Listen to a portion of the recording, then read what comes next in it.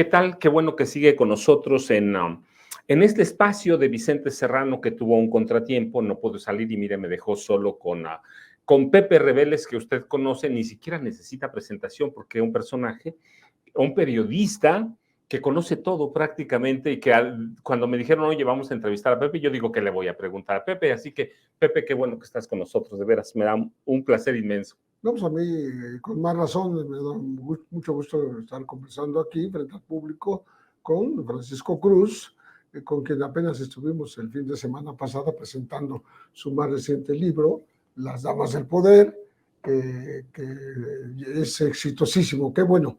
Aquí estamos a la orden para abordar los temas que podríamos pues actualizar. Pepe, mira, yo tengo, bueno, hay muchos en realidad. Pepe es, ya lo saben, un especialista en temas de seguridad social, del narcotráfico, temas judiciales, pero hoy quiero empezar con un tema que tenemos todos, porque verdaderamente todos los hemos visto, el paro que empezó hace casi 10 días del Poder Judicial de la Federación en el marco de lo que concluyó en las últimas o en las primeras horas de la madrugada de este miércoles, la desaparición de 13 fideicomisos de 14 del Poder Judicial de la Federación, incluidos de la Judicatura, del Consejo de la Judicatura, de la Suprema Corte de Justicia de la Nación, y de algunos, seguramente algunos de los trabajadores. La cuestión es, ¿qué tanto puede afectar en un país que ya tuvo un parón de 45 días en el gobierno de Zedillo, del Poder Judicial? ¿Qué tanto puede afectarnos una huelga de un mes? Ellos dieron un mes hasta el 24 de octubre para resolver sus problemas. ¿Cuánto nos puede afectar? ¿Qué puede pasar en este país que se detenga un mes el Poder Judicial de la Federación? Yo tengo la impresión de que no hay tal huelga, de que esa suspensión de actividades es más bien como una baja en la actividad, ¿no?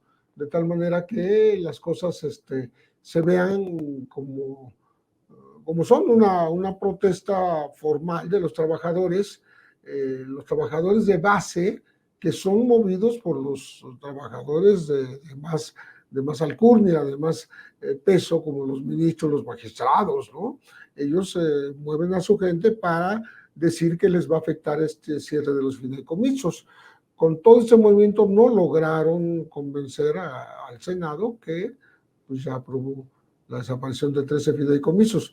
Hay que recordarlos que los fideicomisos son inescrutables, o sea, son intocables, se manejan fuera de la legalidad común y de alguna manera discrecional. Eso hace que siendo, digamos, destinados al privilegio de las pensiones, todos de los altos funcionarios del Poder Judicial, se quiera manipular diciendo que es para pagarle a la gente de base, ¿no?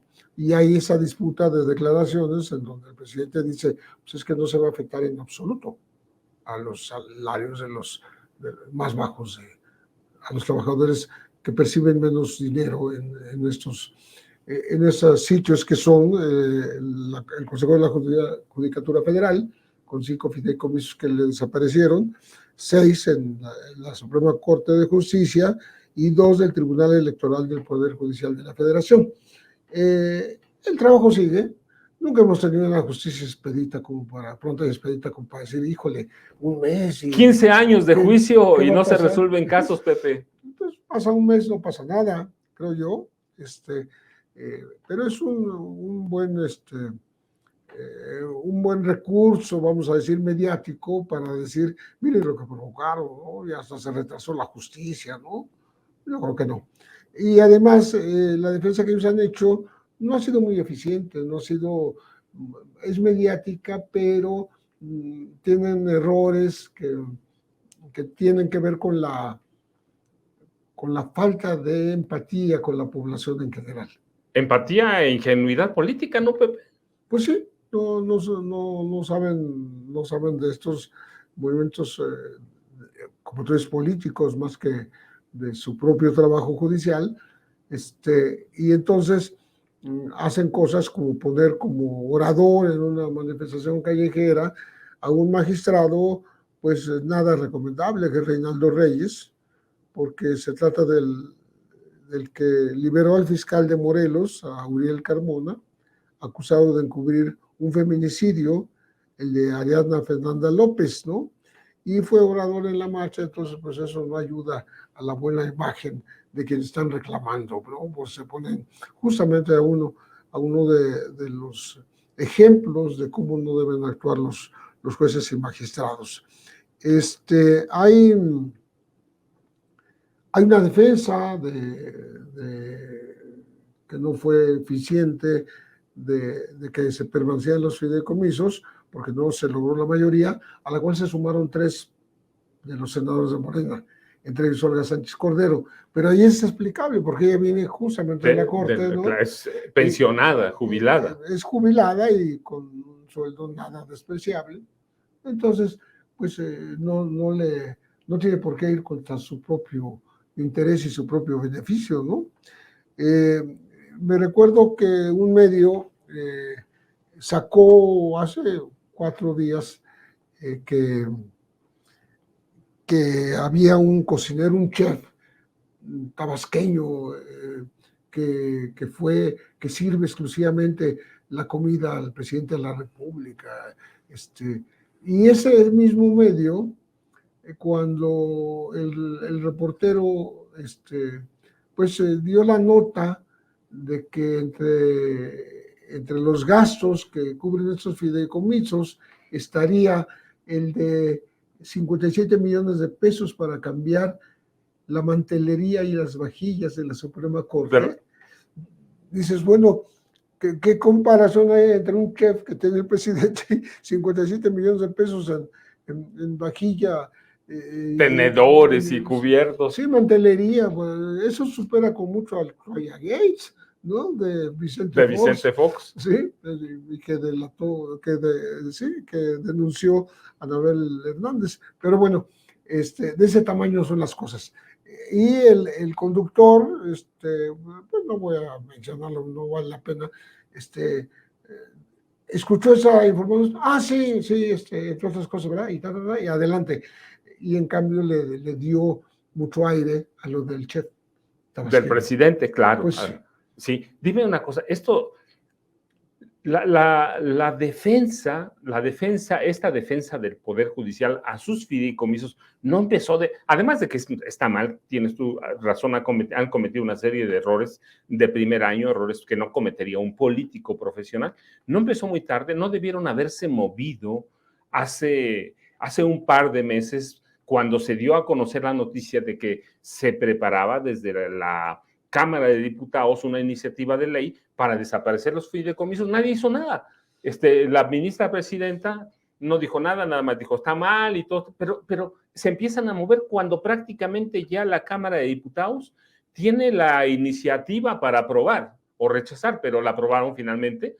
No se empezaron a mover tarde y se empezaron a mover, ya tú lo dijiste muy mal, pero ¿por qué pasa esto? Porque estaban confiados, porque siempre les habían dado todo, porque los ministros habían sido hasta el gobierno de Enrique Peña Nieto, esa casta dorada que nadie tocaba y a la que le daban todo. ¿Por qué pasan estas cosas? Esas defensas debieron haber empezado hace meses, ¿no? Siempre han sido unos privilegiados y ellos creen que toda la vida pueden conservar los privilegios, ¿no? Entonces dijeron, bueno, no, hay una intentona, pero no va a pasar, ¿no? Porque no es correcta, ¿no? Que se metan 2 poderes, el ejecutivo y el legislativo, en temas de administración del judicial. Y pues se equivocaron de pronóstico porque sí les tocaron ese tema sensible de los dineros que no son demasiados para una Suprema Corte y un Consejo de la Judicatura y un tribunal que juntos tienen presupuestos multimillonarios. Estamos hablando de 15,000 millones de pesos. Esos 15,000 millones de pesos, sí, aparece como una cantidad grande, pero es un pellizquito dentro de los presupuestos. De todo lo que manejan los ministros, los magistrados, los jueces. No es el acabose de la operatividad del Poder Judicial, no, para nada. Dime una cosa, Pepe, y ha habido una discusión verdaderamente grande sobre cómo se va a defender el Poder Judicial, porque en el momento que lo haga va a ser juez y parte de un conflicto o de un tema en el que debía excusarse. Sí, creo que está en una posición en que no tiene demasiadas salidas, ¿no? De hecho, ya la resolución del Senado pues le quita filo a sus armas, ¿no? Entonces, yo no veo que vaya a poder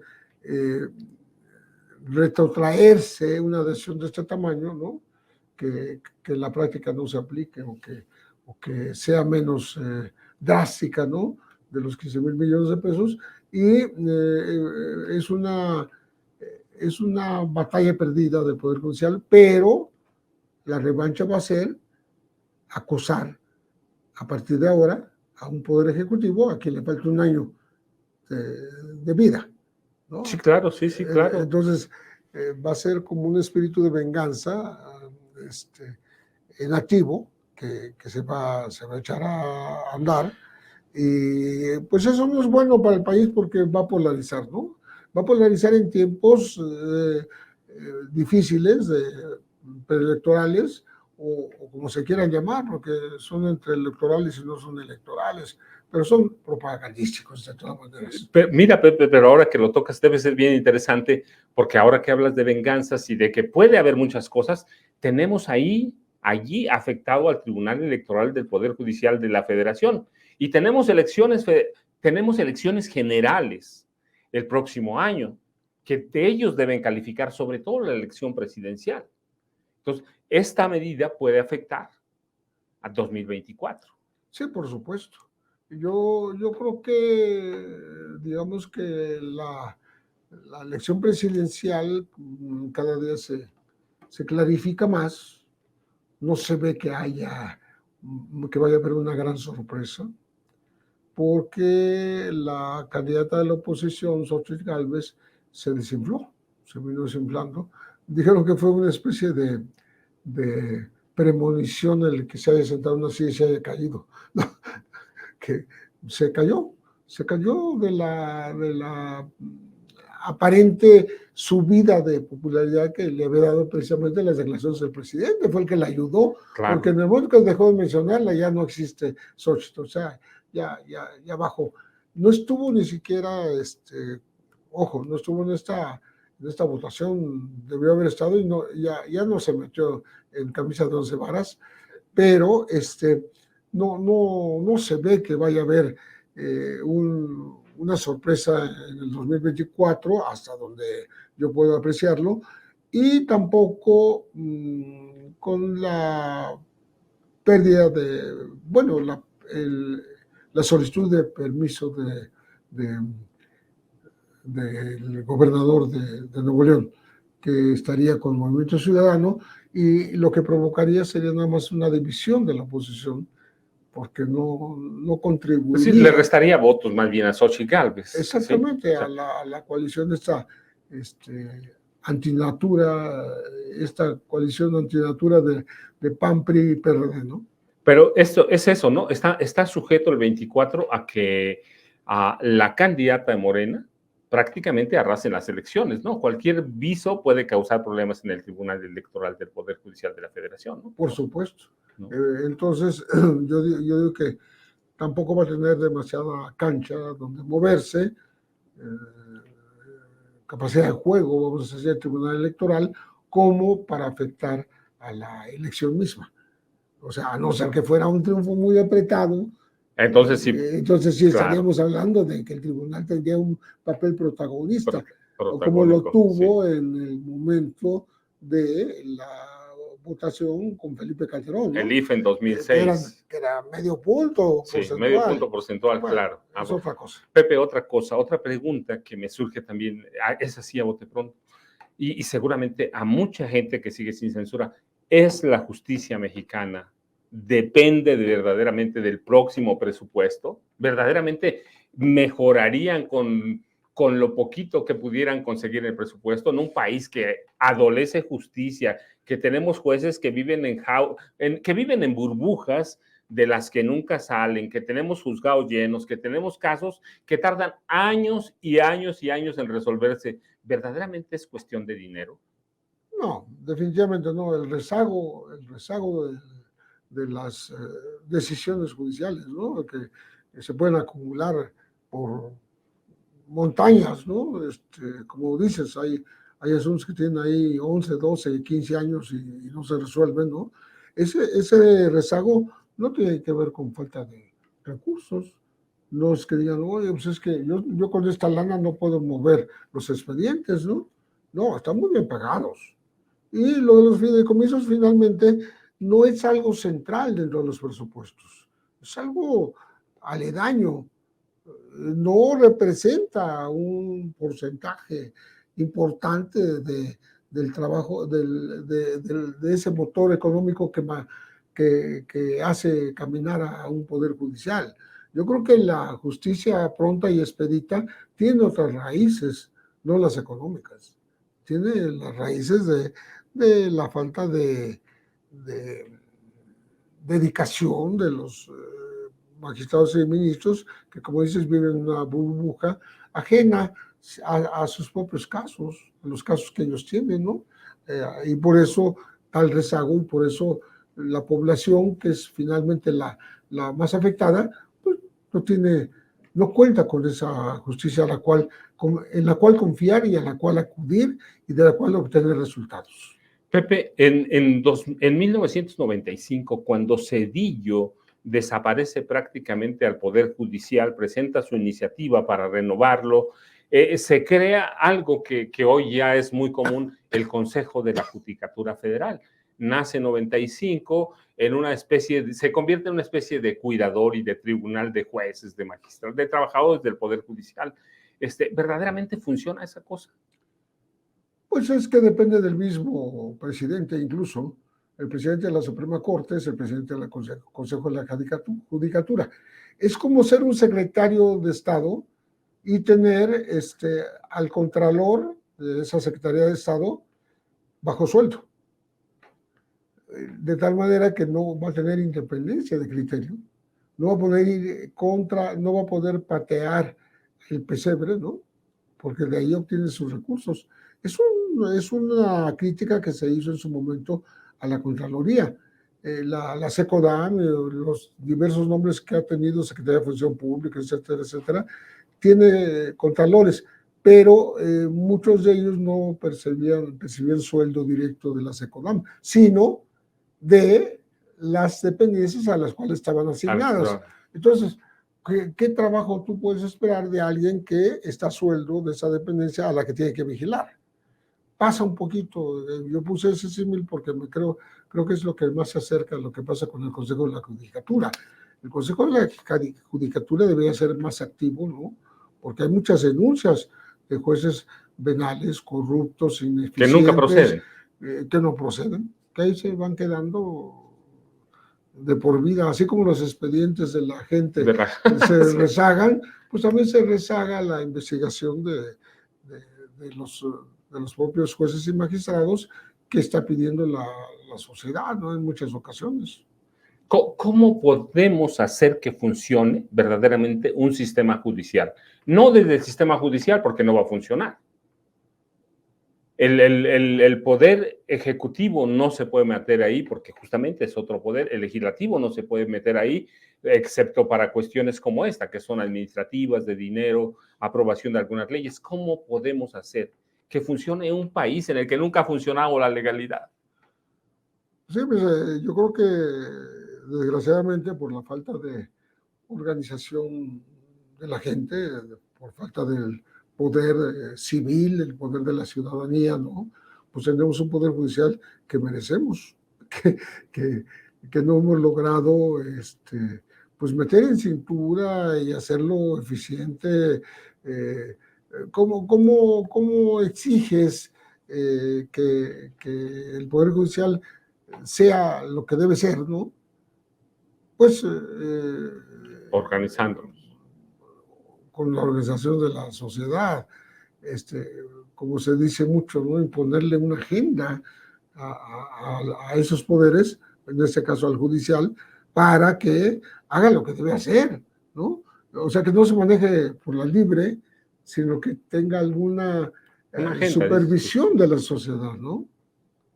Pepe, dime una cosa, ¿y cuánto resolvería verdaderamente elegir a jueces, magistrados y ministros? ¿Qué tanto resolvería? Porque se habla mucho de una elección como los diputados, como senadores, como alcaldes. ¿Qué tanto sería práctico? Se hace en algunos países como Estados Unidos, pero ¿qué tanto funcionaría en un país como México?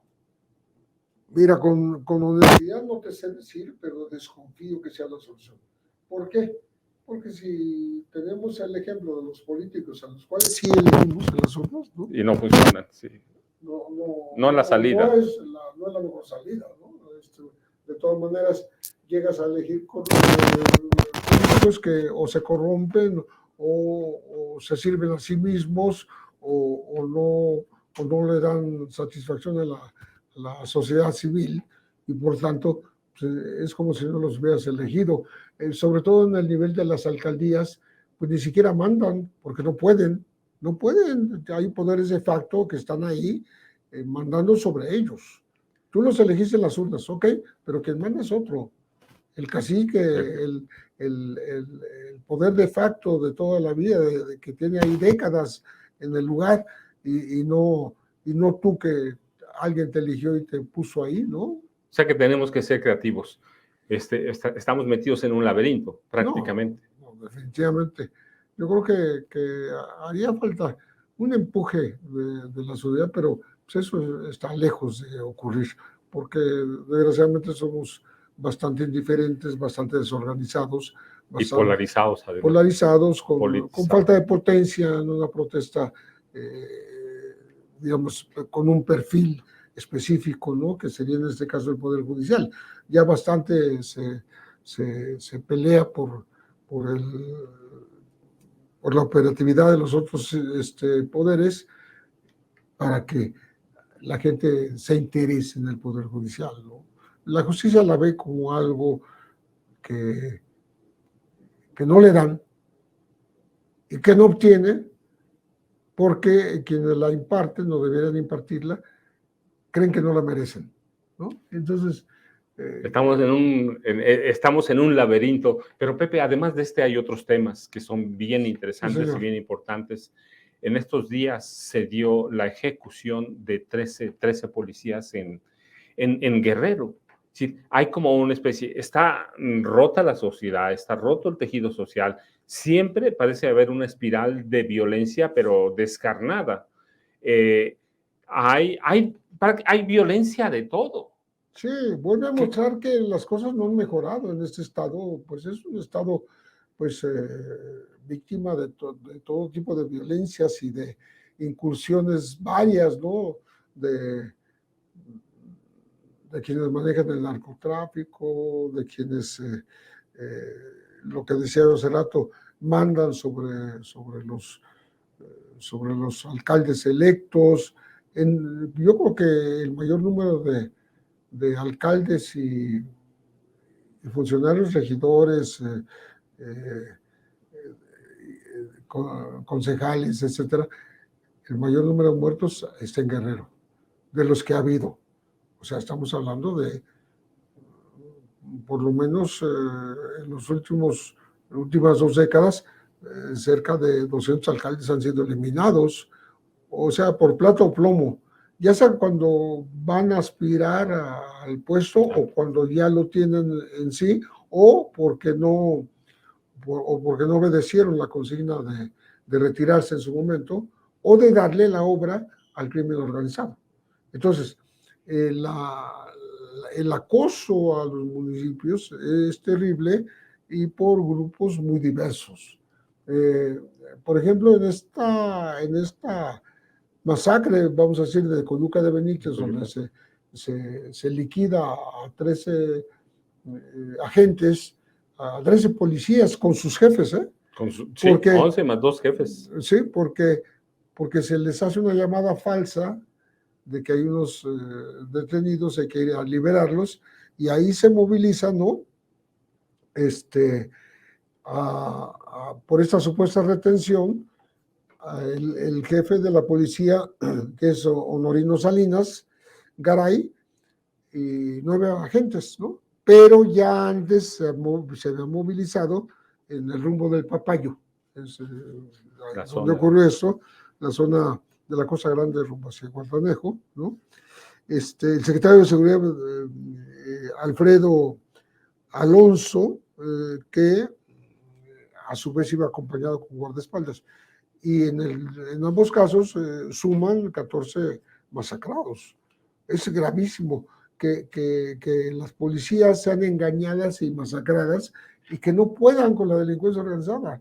Ese es el tema, que no pueden, y entonces tiene que llegar la Guardia Nacional, el Ejército, después el niño ahogado. O sea, ya ahorita está la zona llena de militares y Guardia Nacional y tal vez policías federales, pero no se sabe ni siquiera la autoría, no se nombra la autoría. No creo que sea un tema de zonas de silencio, ¿no? Porque eso ocurre en Tamaulipas, en Chihuahua, en Coahuila. Sí. Pero aquí no es un tema de zona de silencio, sino un tema de ni siquiera tener idea de quién pudo haber cometido este aberrante crimen, ¿no? Sí, claro. Colectivo, pues son bastantes personas, ¿no? ¿Cómo haces para enfrentar este tipo de violencia invisible? Dices tú, ningún cártel se lo ha adjudicado, ningún cártel, ninguna agrupación de autodefensas, nadie, criminales del fuero común, nadie. ¿Cómo combates a esta violencia invisible, pero que deja muchos resultados? En esa misma zona había antecedentes, vamos a decir. Porque uno dice, bueno, es que recibieron amenazas. No había nada en el momento. En junio del 2022, sí, el director de la policía y al mismo tiempo escolta del alcalde Osiel Pacheco, ¿no?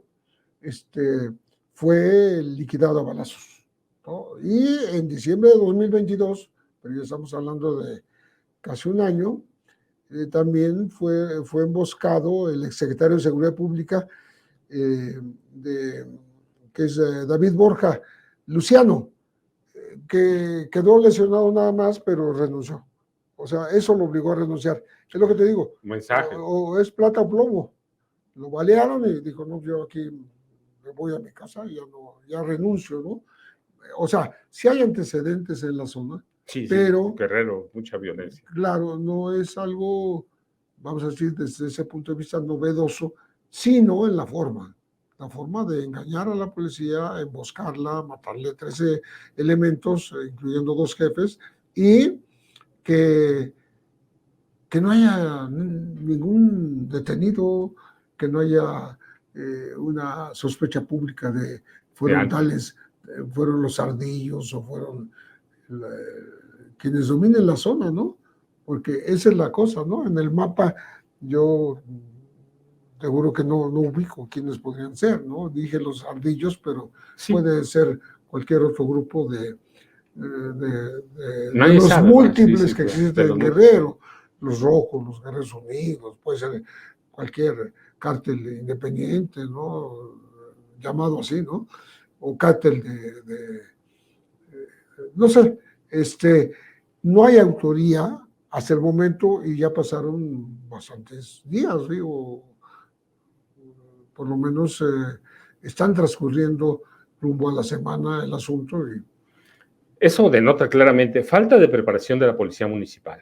Sí, claro. Falta de coordinación con el gobierno del estado. Y falta de coordinación con el gobierno federal. Y falta de inteligencia, porque tú cómo vas nada más porque te llaman por teléfono, ¿no?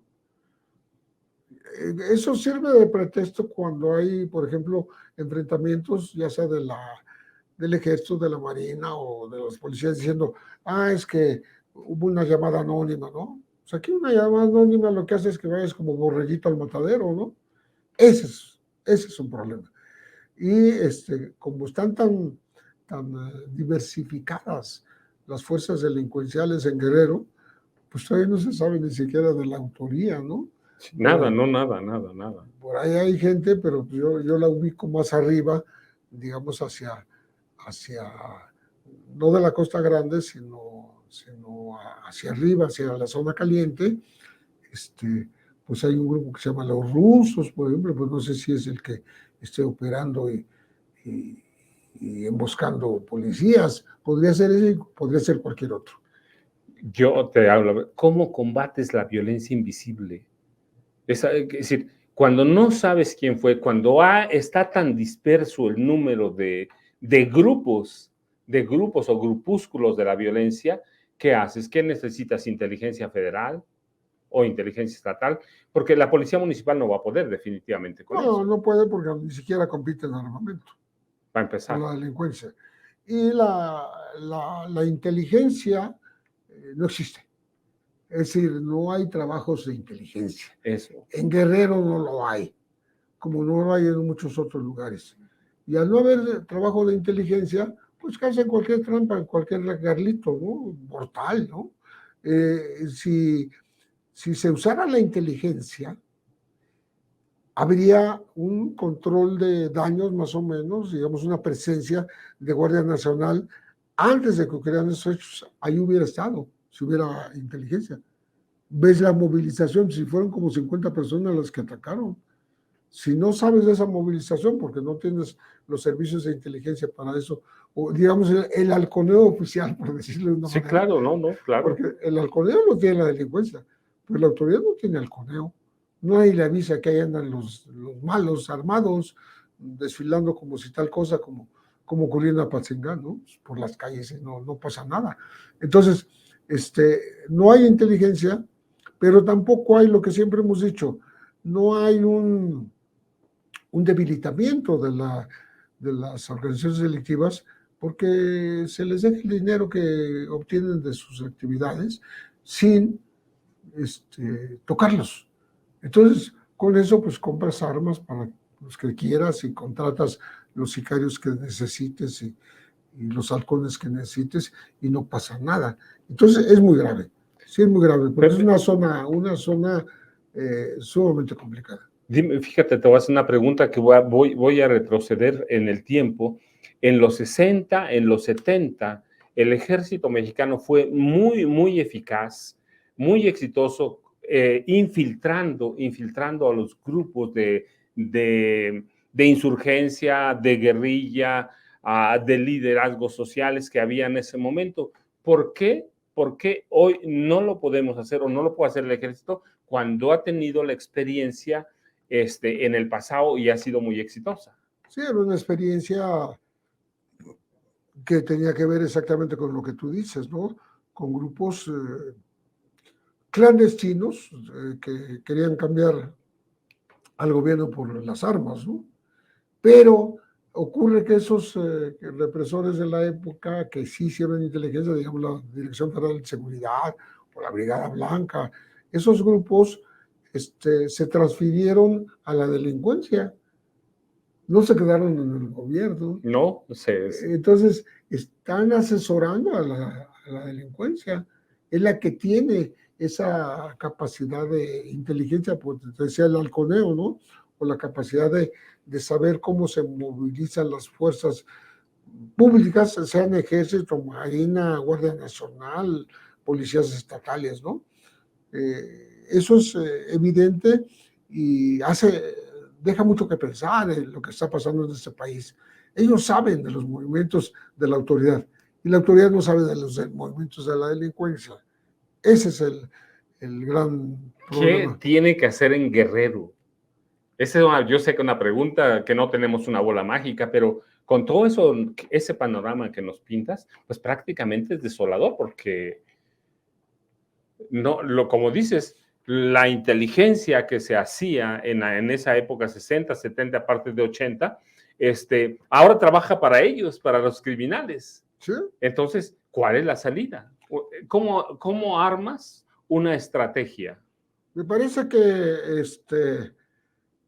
hay que tener más cuidado desde el gobierno estatal, por ejemplo, de no convocar o no pedir o no estar esperando que lleguen las fuerzas federales para poder actuar, sino que desde antes tenga esa, digamos, sintonía, ¿no? Ese intercambio de información con las autoridades federales para estar preparado y que no ocurran estas cosas. Hay que evitar que ocurran, no tratar de solucionarlo después de que ya pasó, ¿no? Entonces, me parece a mí que hay una responsabilidad, sobre todo el gobierno estatal, porque las alcaldías ya sabemos que son muy débiles. Ni tienen recursos, ni tienen preparación, ni tienen armamento. No tienen preparación. ¿Cómo vamos a pedirles siquiera inteligencia a las alcaldías, ¿no? Bueno, pero ya a nivel estatal se puede hacer, ¿no? Pues que haya una coordinación que vea un poquito hacia el futuro, que tenga cierta perspectiva de seguridad, ¿no? Y entonces habría la posibilidad de la prevención. No la hay. Cuando la autoridad se organiza en Guerrero y se demuestra, en el caso de los 43 muchachos desaparecidos en Iguala, aquel ataque máximo sirvió para encubrir. Tuvo inteligencia para encubrir. Y hasta la fecha sigue encubriendo. O sea, no tuvo la capacidad de coadyuvar en el crimen colectivo, ¿sí? Porque hay 6 muertos, además de los 43 desaparecidos, y hay 3 ya reconocidos, por tanto están muertos también, y muy posiblemente, como dijo Encinas en su momento, que ya no es subsecretario de Derechos Humanos, no hay evidencia de que sigan con vida, por eso hablo de ese crimen colectivo, tuvieron la capacidad para encubrirlo, ayudarlo, protegerlo, y ¿por qué no tienen la capacidad para proteger a los suyos? Es decir, a los policías, a las autoridades locales, municipales. ¿Qué es?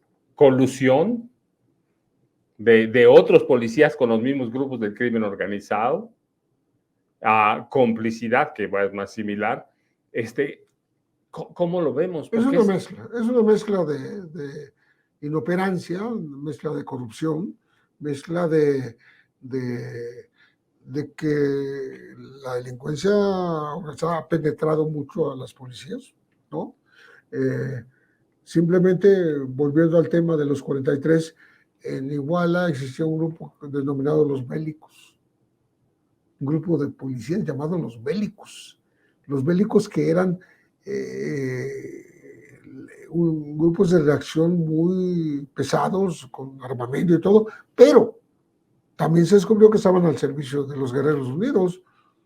Entonces, ¿para qué haces policías preparados que se van a poner al servicio de la delincuencia? Esa es la gran tragedia en muchos lugares del país, no nada más en Guerrero.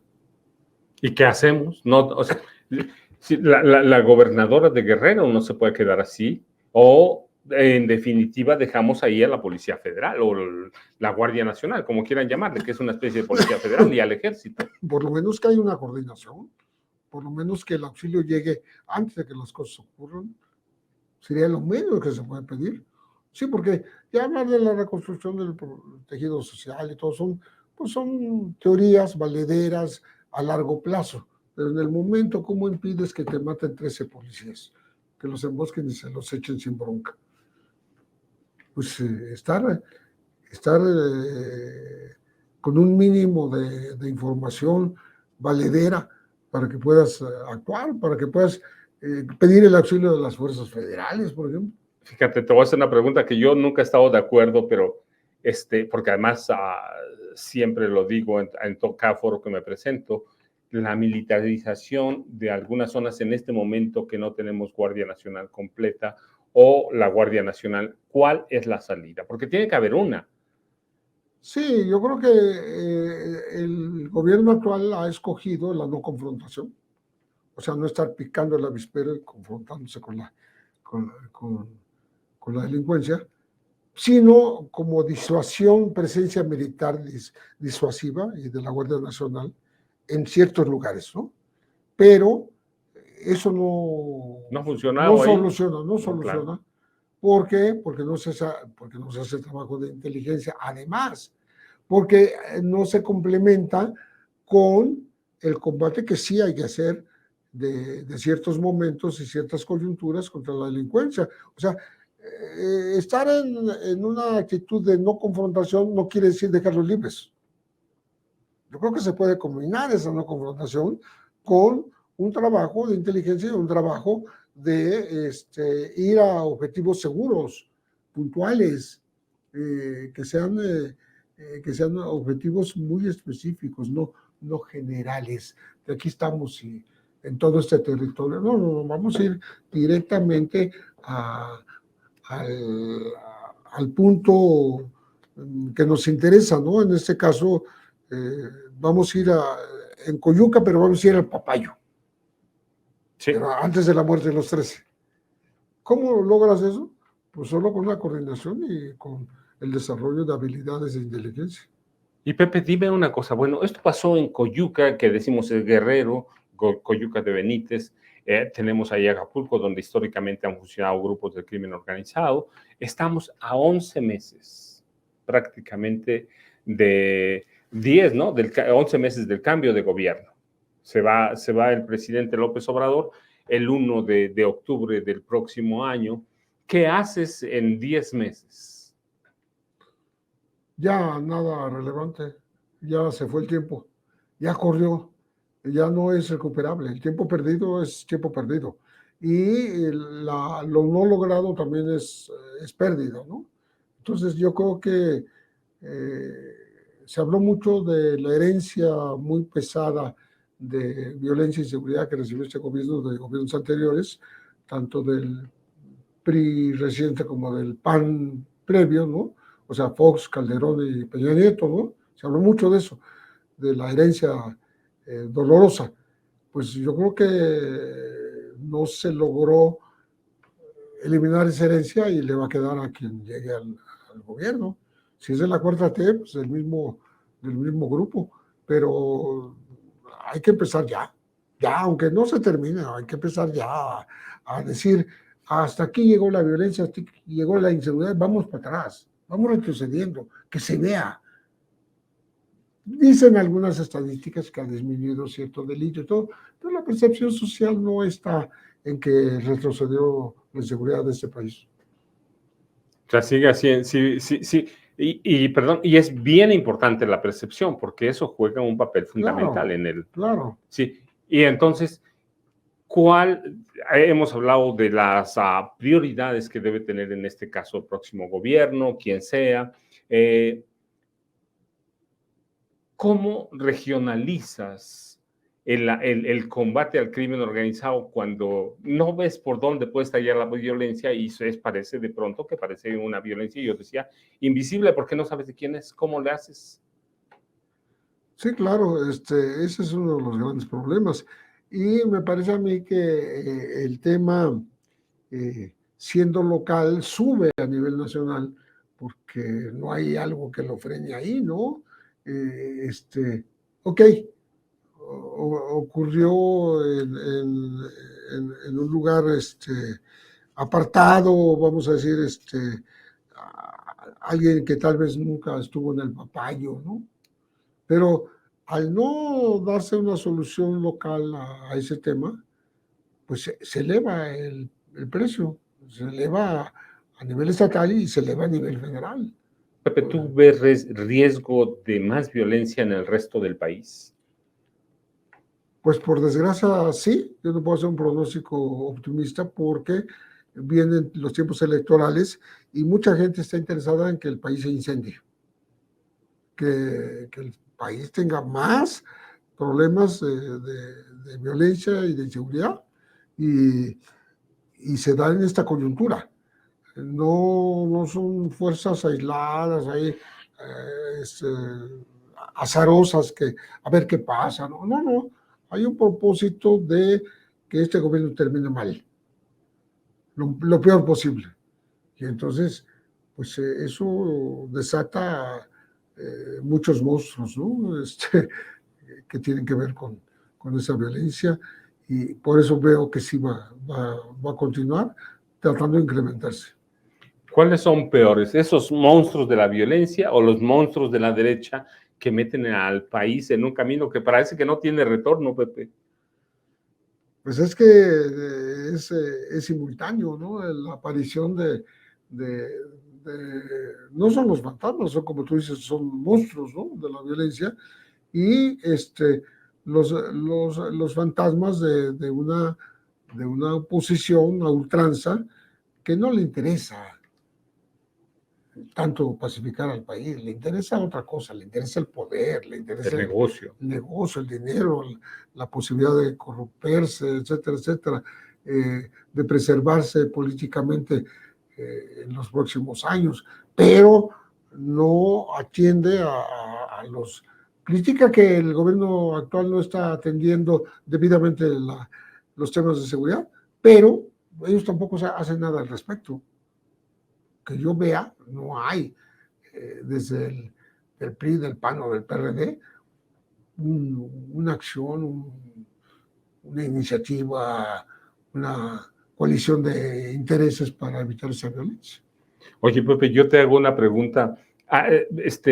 Sí, hay entes o hay personajes, hay grupos interesados en promover la violencia en este país. Y hay casos ahora que se presentan como el de Coyuca de Benítez, que tú dices, no puede ser, como dices, puede ser muchas cosas, mucho, lo que tú quieras, pero pues entonces también podemos tomarlo como una especie de violencia política de antemano, justamente por la época que estamos, el proceso electoral que ya va caminando y que de pronto no tiene una relevancia para el narcotráfico, por ejemplo, para la explotación de oro, a la extorsión. Sí, es una especie de violencia política también. Sí, mientras no se dé una razón o un motivo o un pretexto por el cual se dio este ataque masivo a los policías, porque ya 13 es masivo, ¿no? Sí, es un ataque masivo, sí. Mientras no se dé una explicación, uno lo puede interpretar exactamente como parte ya de la generación de esa violencia que se está apuntando a menos de un año de que termine el actual gobierno. Entonces, cuidadito. O sea, que quienes investiguen lo que ocurrió lleguen al fondo y digan, pues es que ocurrió por esto y por esto y por esto. Y si tú investigas por qué ocurrió, si encuentras las causas, las motivaciones, encuentras incluso la autoría, vamos a decir, intelectual de lo que ahí pasó, pues puedes ponerle remedio, si no, no. Si lo dejas pasar como otro evento violento, no vas a remediar nada. Y va a pasar otra vez. Va a pasar otra vez, porque no vas a prevenir, no vas a adelantar, no vas a evitar. Entonces, yo creo que estamos en ese punto, ¿no? En donde hace falta tener más certeza de lo que está pasando y evitar que pase lo que parece inevitable, ¿no? La generación de más violencia. Una escalada de violencia. Así es.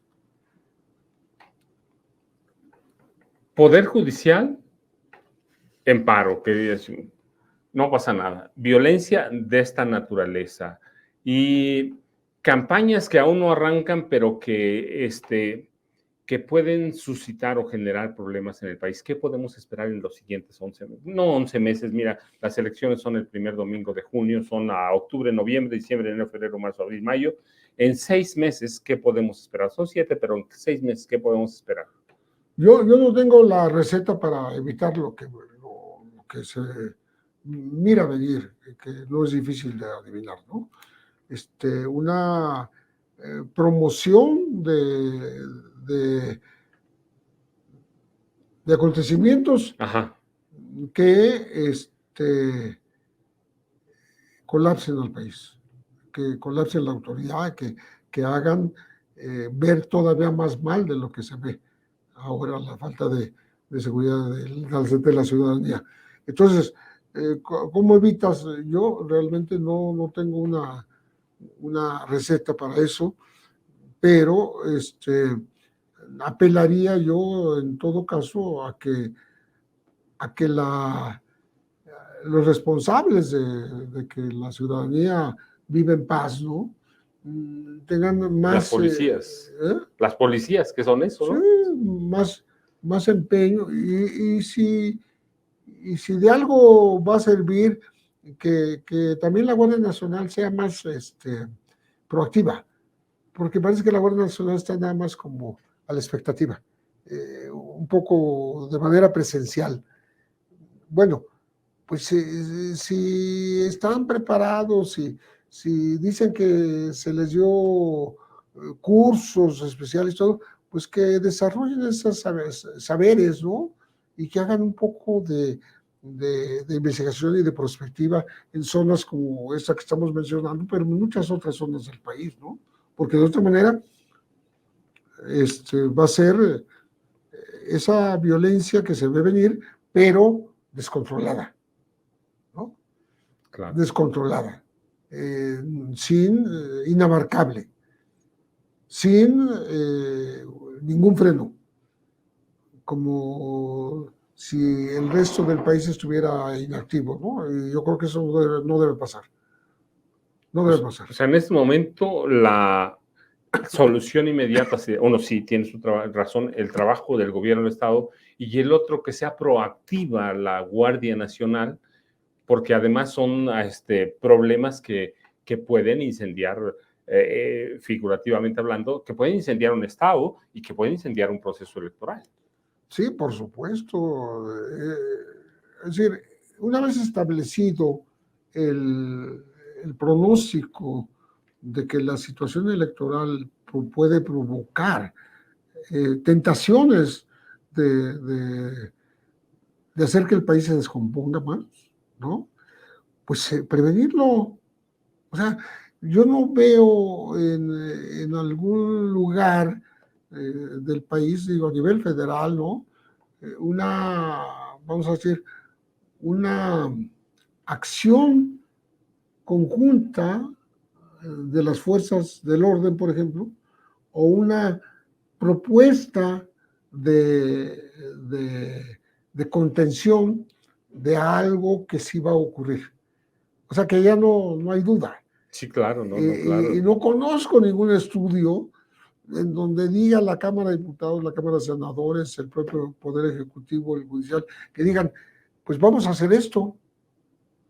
La Guardia plan. Nacional, no hay. No hay plan. Entonces, a eso me refiero, a que la gente tiene que hacer lo que le toca hacer, ¿no? Pero con mayor intensidad, con mayor ahínco, con mayor apego, con mayor profundidad, con mayor profesionalismo, y bueno, vamos a ver qué pasa, porque ya no se puede evitar. Armamento, Pepe, sí urge armamento a las policías para enfrentar a estos personajes. Sí tiene poder de fuerza. En algunos sitios, pues a veces la delincuencia sí tiene armamento más sofisticado, pero sí hay. El propio ejército y supongo que también la Guardia Nacional cuentan con un apoyo oficial de armas adecuadas, ¿no? Pero, pues no es con las armas, es con otras estrategias que tienen que ver con pues, el estudio de las situaciones, pues sí, a eso le llaman inteligencia, ¿no?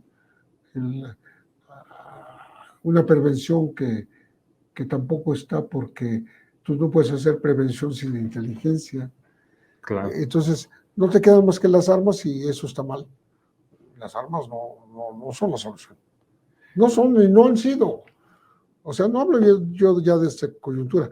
Digamos, no han sido en ningún país del continente ha habido éxito en el uso de las armas, por ejemplo, para bajar el narcotráfico. El narcotráfico sigue y crece. Las armas no sirven para nada. O sea, el paradigma punitivo, el paradigma guerrero, ha resultado un fracaso. Eso lo reconocen hasta los Estados Unidos, ¿no? Inteligencia, dinero, es decir, combatir, hacer trabajo de inteligencia y encontrar las fuentes de financiamiento, ¿no? Prácticamente. Si no, vamos a seguir igual. O Sí, y hacer labor preventiva, no dejar de lado lo que es a muy largo plazo, las oportunidades de estudio y trabajo para los jóvenes, para que no se adhieran más a la delincuencia, etcétera. Está bien, pero falta el otro camino, ¿no? El, el que, el que sin ser provocador de violencia, sin ser confrontativo con la delincuencia, por ejemplo, que es lo que ha escogido este gobierno, bueno, pues que sea algo efectivo, lo que se, llámese como se llame, ¿no? Llámese prevención, llámese ataques Contención, prevención, perfecto. quirúrgicos cuando es necesario. Si hay que hacer ataques quirúrgicos de pronto, ¿no? Tú no puedes dejar pasar las cosas sin no actuar, porque entonces estás colaborando con el crecimiento de la delincuencia. Pepe, yo te agradezco mucho y de veras infinitamente, el tiempo ya nos comió, mira, prácticamente estamos ya por terminar el programa y yo te agradezco infinitamente. ¿Algo más o que nos deje para la reflexión? Porque el tema de la violencia, pues no lo queremos, pero ahí está presente. Fíjate que empezamos a hablar de todas estas cosas a partir de un hecho que aparentemente está constreñido a una comunidad de un municipio como Coyuca de Benítez en Guerrero. Pero se puede extrapolar a muchos otros lugares del país, ¿no? Y lo que nos hace es reflexionar que la autoridad no tiene las respuestas inmediatas para ese tipo de sorpresas, ¿no? Entre comillas, porque tú para emboscar a unos policías pues necesitas agarrarlos como fue, por sorpresa, claro. y con malicia, con dolo, porque los invitaste a un rescate inexistente, ¿no? Que no existía en la realidad. Entonces, creo que nos sirve de ejemplo para imaginar respuestas, porque esos hechos se van a repetir, ya lo dijimos. No van a ser aislados, no van a ser esporádicos, van a ser cada vez más frecuentes y violentos, ¿no? Con resultados malos, no solo para las policías, para la ciudadanía. O sea, en Chiapas los resultados están siendo muy terribles para los ciudadanos. Claro. Más allá de que hayan secuestrado en un momento dado a policías, también en el caso de Chiapas, pero están secuestrando a gente de los poblados. Entonces, para eso tenemos que tener respuestas. No las hay que buscarlas. Y si no, pues, ¿qué? ¿Nos vamos a resignar a que las cosas que se ven venir ocurren realmente? Yo creo que no. Pues miren, yo te agradezco, Pepe. Yo estoy de acuerdo contigo. Creo que primero ha faltado en el caso de Guerrero trabajo de inteligencia, lo mismo que en el caso de Chiapas. Ha faltado mucho trabajo de inteligencia y son cuestiones, lo vimos en Chiapas, pero hoy lo estamos viendo peor todavía con resultados más graves en Guerrero. Si no hay trabajo de inteligencia, si no hay trabajo de contención, si no hay ataques quirúrgicos a esa violencia que no sabemos, dices tú, de dónde viene, porque todavía no hay claridad. No hay claridad de nada. Entonces vamos o tenemos que esperar, sin tener una bola mágica, vamos a esperar violencia en el proceso electoral que prácticamente empieza en un mes, porque el 24, por ahí del 20-25 de noviembre empiezan las precampañas políticas generales que tienen como centro de atracción a la elección del próximo presidente de la República o presidenta de la República. Pepe, así que yo te agradezco mucho que hayas venido como siempre. Siempre me pone así como digo, ¿y qué le voy a preguntar a Pepe? Pero mira, ya estamos y te agradezco mucho. Pues algunas preguntas muy difíciles, pero bueno, se hace lo que se puede dentro de lo que conoces que es posible hacer. Digo, nadie está obligado a lo imposible, pero sí hay cosas con posibilidades de ponerse en tierra, de aterrizarse, de no solo imaginarlas, sino empezar a operarlas, porque si no, se nos va a venir la luz de encima.